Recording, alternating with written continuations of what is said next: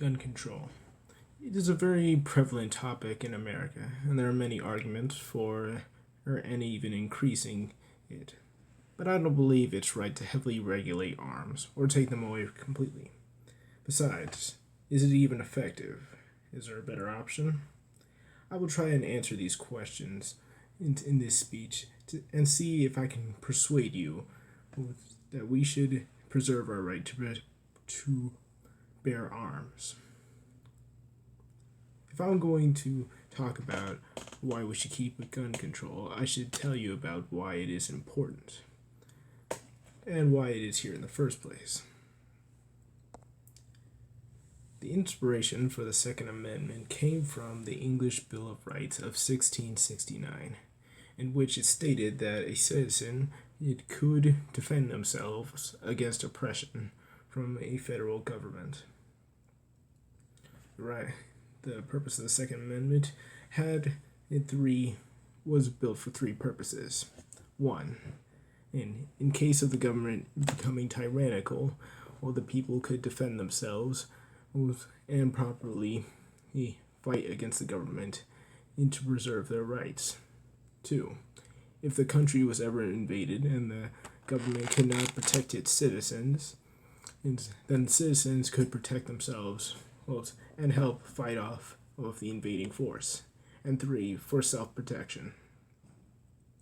While it was a controversial subject since its inception into the Constitution, and the right to bear arms has prevented a tyrannical government from forming.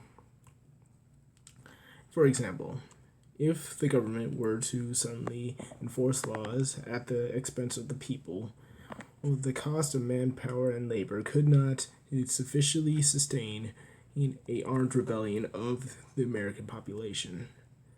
Therefore, it is necessary that we keep it so that we can protect ourselves if the government does not have our best interest.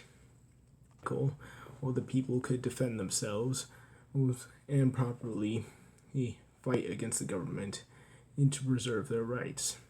Two, if the country was ever invaded and the government could not protect its citizens, then citizens could protect themselves and help fight off the invading force. And three, for self-protection. Does it actually stop gun violence? Crime is one of the major arguments for gun rights. The main argument being that if access to guns is decreased, then crime will decrease.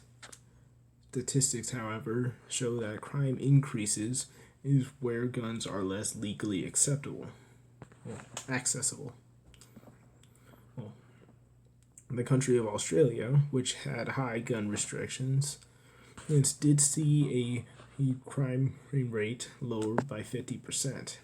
However, that is not the case with many other places. Illinois, France, Chicago, and Great Britain all have had gun regulations in place. And not only have they increased, gun-related crimes increased, but they have become larger than the original statistics when those laws were put in place.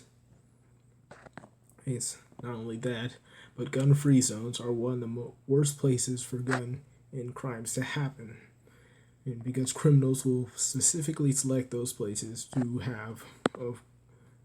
commit gun crimes. One of the main points of gun right advocates, is the matter of self-defense.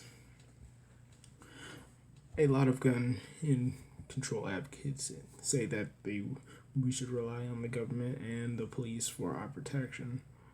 But the biggest issue with that is in situations where you cannot call for the police in a situation of danger or immediate action. And one of the reasons we need guns is, as I previously stated, for our own self-protection. So in case we are in a point of harm or danger, that we can protect ourselves from individuals that seek to harm us. Yes, we can protect others who may be in a dangerous situation and and we can defend ourselves. The biggest point of gun rights is self-protection. The ability to feel safe and be able to protect yourself from others. The main problem with gun rights is that you are limiting your safety and putting it onto the government when they cannot, when there are situations where they cannot help you in an immediate situation. A better option. While this question may seem difficult, there are alternatives to gun control that may help lessen in crime as a whole. Increasing punishment for crimes and longer incarceration and harsher punishments for gun-related crimes and repeat offenders would decrease crime rates, especially with gun-related crimes. Promoting more gun ownership, making the public more aware of guns and how to properly use them and what they are, their real intended purpose is educating the public, teaching people how to use firearms, teaching children in what to do with firearms, stay away from them, to respect the weapon, and generally just, and I believe that through this process we will make the public have a change of opinion with guns as a whole, making a much more safe America and possibly worldwide. In conclusion, I don't believe that enforcing more regulations will be helpful to anyone. And in fact, the data has shown that it is causing more problems than it is solving. Instead, we should educate the public, make them less fearful of guns, and hopefully promote them into getting ones themselves for their own self-defense and safety. And educating those who are more afraid of firearms. We should also make harsher punishments and longer incarcerations for those who commit gun-related crimes.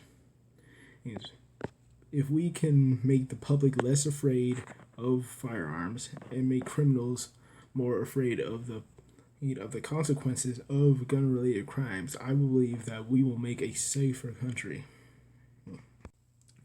One of the major problems with gun control advocates is the question of how far does regulation and restriction go.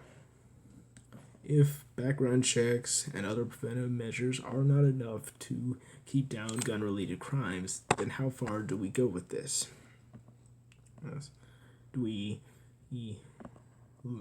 How far do we regulate these gun crimes until the point of who can actually access his weapons? I don't believe that gun restrictions and more regulations is the answer to keep down gun-related crimes. If anything, I believe that they are increasing gun-related crimes the more we ban them. I don't believe that gun restrictions and more regulations is the answer to keep down gun-related crimes. If anything, I believe that they are increasing gun-related crimes the more we ban them. And Charles Patrick's gun control on the Britannia Encyclopedia on November 12th, 2020.